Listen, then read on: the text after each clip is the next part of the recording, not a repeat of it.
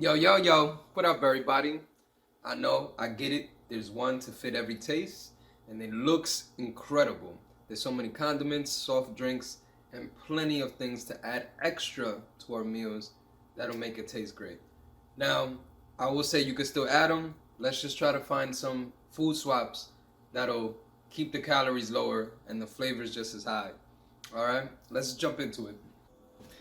Yeah, we're in the kitchen. I know we got to spend a lot of time here throughout our lives, whether we're being fed or we're doing the cooking. I also wanted to touch on breakfast and maybe just a couple things to the meals because I learned a lot. I used to love coffees with butter rolls, and just the macros in there aren't good because it won't keep you full for a long time. Most of the that's in the coffee is just sugar and cream, and most of what's in the butter roll is fats that won't really keep you full for that long, and of course carbs won't either. Simple meal substitutions before we get into also the condiments and the soft drinks, because I just want you to keep in mind the amounts of carbs and sugars that are in these things that are unfilling, sadly. When you add up the carbs and sugars that you can still get from a potato, you can still eat potatoes, guys, starches is fine, and that's more satiating.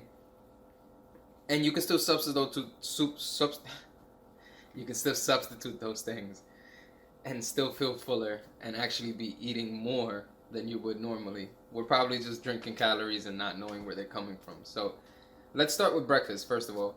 I used to personally drink a nice cup, sweet cup of coffee, honestly, but it's cool. I still do some milk in my coffee sometimes with a butter roll. Now the macros in there are not great at all because, like I said before, it's just sugar, a couple little bit of fat from the butter, and carbs from everywhere else, and they're processed carbs. So as a quick example for coffee, so tablespoon, and honestly, a tablespoon is a lot bigger than I thought it was, but I probably used to put two of these into my coffee. Salt, sugar. So two of those is already 28 grams of sugar. I also put a little bit of cream or milk, as well, to get some color in there. And that'll probably add another 75 calories and 4 or 5 grams of sugar. So just an example for a coffee.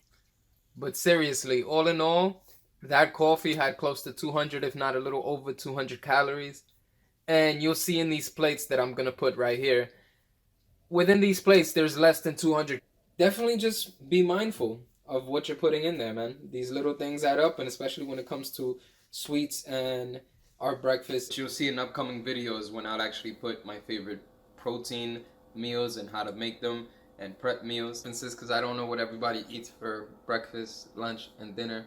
I'm just trying to give a general standpoint because if you have gone to the second video that I put out to find out your total daily energy expenditure, and you can use a calculator, you can look that up the second you're done writing down these substitutes from these videos. Now with knowing your calories, you will know exactly how to substitute these different items. So for lunch, it doesn't always have to be a salad. I know everybody wants to be healthy, but as long as you're getting a good portion of protein, starch, and fibrous carbs in every plate, you will be fine. If you are trying to lose weight, then I would say keep the drinkable calories, those extra calories that you don't need, cut those down. That'll already probably have you losing weight. And then as well, if you keep the starches moderate but keep the fiber and protein higher, you will be more satiated and full throughout the day as well. So that's for lunch as well, because I know everybody's getting tired of eating those salads to be healthy for lunch. And I know I'm kind of going through the meals real quick. I don't want to make this video too long like the last one. And with dinner and also through the day, if you're not drinking your sugars away, please be enjoying your fruits.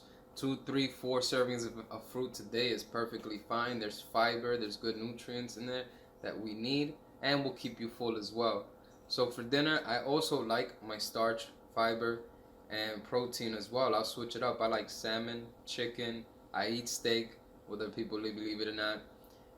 You can also go for ground turkey if you like. So now that I emphasized a little bit on please start your fruit snackings through the day, enjoy your nuts, and also please switch up some of your meals through the day so you can enjoy more whole single ingredient foods instead of the extras that I will show now that you can implement right away to save on those calories. But here we are, and we're gonna get to the add-ons. I just want you to think of your overall total window, and you can also look at it for the week as well. You can eat a little more one day, go less on the next, and I just want everybody to be mindful and aware of what they're putting in your body. It all actually does count. So now, starting with the substitutions that I had issues with. I love ketchup, just letting that be known. But I used to eat a lot of the regular one, which I didn't know until, I watched and started reading that it has a lot of sugar itself too. There's a lot of extra unnecessary added sugar. So I get the no sugar ketchup. That's already one example. For brown sugar, I use it in my oatmeals, and I actually use it in my salmon teriyaki glaze instead of using honey, because honey does tend to have 16 grams of sugar per tablespoon. Truvia is one. It has just 4 grams of sugar for 1 tablespoon compared to usual sugars. When it comes to salad dressing, and remember, I would love for you to have your greens and veggies. There's this brand right here. This company has calorie-free dressings. I love this barbecue sauce right here.